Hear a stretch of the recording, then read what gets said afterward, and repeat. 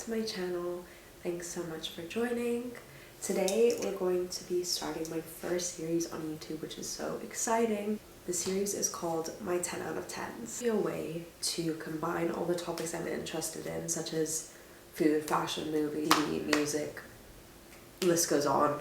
And it just felt like a good way to merge all the topics together. Also, it's very hay fevery in London, so please don't mind if I sound kind of crazy. I'm really struggling, so just give me a sec. I'm gonna go straight into it. As the first segments of this series, we're going to be doing film, which is my favorite, one of my favorite topics. I love Letterboxd, I love film, I love watching movies, I love talking about movies. I 3 10 out of 10 movies.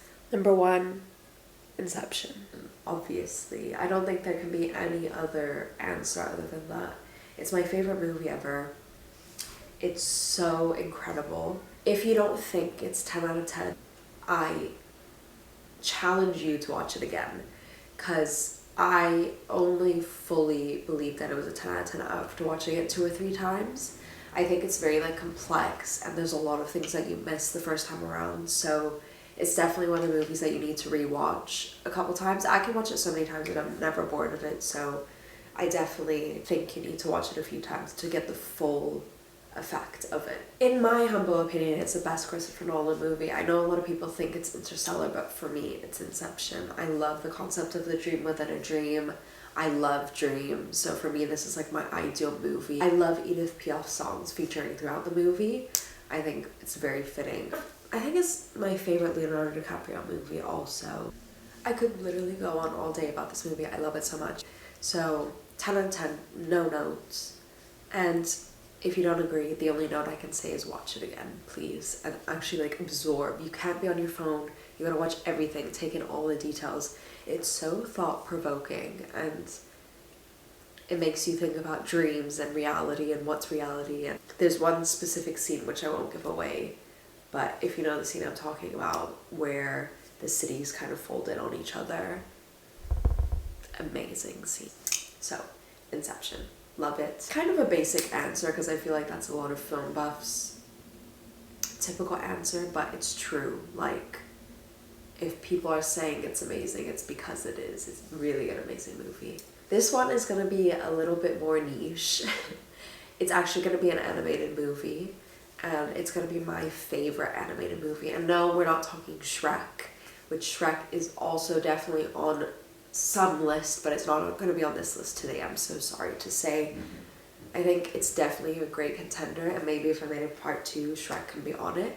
But this is my 10 out of 10s. Mine.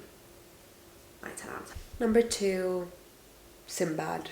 Very niche, because I feel like a lot of people didn't watch this when they were younger. It was on replay at my house a lot, and I loved it. And to this day, it's still one of my comfort films, so it has to take the number 2 spot for 10 out of 10 movies. It's one of those animations that actually doesn't feel very directed towards kids, but it's obviously DreamWorks and it's made for kids.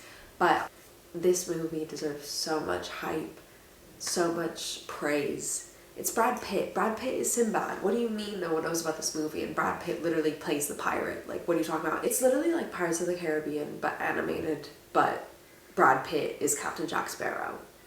It's the same thing. I love pirate movies, animated movies, Brad Pitt. You can't go wrong.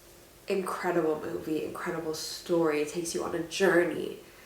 It just brings all the feels, and I think if you want a good comfort film where it's just an adventure and it's fun, Sinbad. Watch it and talk to me later. Even though it's special to me in a nostalgic way, I think it's still an incredible film, and the way it's made is unlike any other animated movie I've watched. I realized I filmed this whole thing and I didn't even put any lip gloss on, so we're gonna do that. Lip gloss break. Kiko. Number 3, Call Me By Your Name. I love this film. It's one of those movies that nothing really happens, but it has actually just had such an impact on me. Since the first time I watched it, I was like, something's changed, you know? It's the most, first of all, I think it's the most beautiful movie I've ever watched. The colors, the cinematography, the soundtrack is absolutely amazing. If you want to cry, listen to the soundtrack. If you want to dance, listen to the soundtrack. Like, it's perfect for everything. I don't think there's ever been a movie that's conveyed such a heartbreaking summer romance like this one. There's also Timothée Chalamet in his era before he was kind of like insufferable. So that's what made it even more endearing. I can't even describe it. It's just such an amazing movie. The way it makes you feel is like unlike any other movie I've ever watched. It's so beautiful. It makes me feel like I want to be a better person. It makes me feel like I want to rent a bike and go to somewhere in southern Italy. It makes me want to read a book. It makes me want to write a book. It's so good. It's so good. And yes, you can argue that it's not the best plot. It doesn't have any action. Yes, it's not about that. You focus on the characters and the complexity of the character and the emotions of the characters. It's not about, oh, nothing really happened in the movie. Yes, but did you cry? Then mission accomplished, you know? You can have every kind of emotion. I think it's really like a coming of age story with, you know, a teenager figuring out who he is, and it's very beautiful. It's one of my favorites. I could also watch that today, to be honest, so I think I have 3 movies that I'm gonna watch tonight. Do not skip this one. I think, for me personally, I'm a really big fan of foreign films. So it kind of has the feeling of being a foreign film without having to have subtitles. So it's kind of nice for that because I love a foreign film. It's probably one of my favorite categories, but there's times where I'm too lazy to read the subtitles and I don't want to put the brain power into that. So this is a good alternative where it has the same feeling as a foreign film, but it's actually all in English. So perfect. Performances are amazing. This was obviously prior to Armie Hammer's allegations, so maybe watching it now it might be a little different, but maybe just take that out of it and watch it as if you didn't know who he was. And you might like it a lot more. I'll think about forever and I Will Cherish, and I think a lot of people maybe don't give it a chance because it's like, it's Timothée Chalamet, oh, it's one of those like girly movies. It's not only for girls. I think girls understand it because they allow themselves to be more emotional, but men can watch it too, especially if you appreciate great cinema. And that's what it is at the end of the day. A tragic love story, but also beautiful at the same time. I'm really passionate about it. I love it so much. Those are my 10 out of 10 films. I feel like we've been on a journey and now I want to watch all of them, which I will be doing.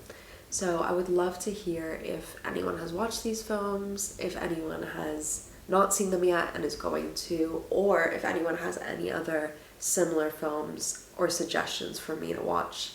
I would really appreciate that. I'm always looking for new things. Or if you have other categories that you want me to go through, please also let me know. And I will do my best to get to that.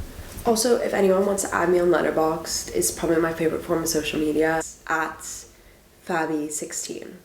I sometimes do reviews when I feel like the movie's justified for it, but I have all my ratings on there, so you can see my favorites and my least favorites. There are definitely a lot that I've given 0.5 star. Definitely some savage ones on there, but I love Letterboxd. There's nothing more fulfilling to me than watching a movie and then right after immediately rating it, reviewing it, seeing what other people think. I think it's so interesting, especially when you think a movie is terrible and everyone loves it, or the other way around, when you love a movie and everyone hates it. It's kind of more fun that way because you feel like you're in your own club.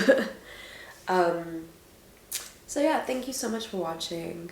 I will be doing these series more often where I do different categories and ranking the things that I think are 10 out of 10.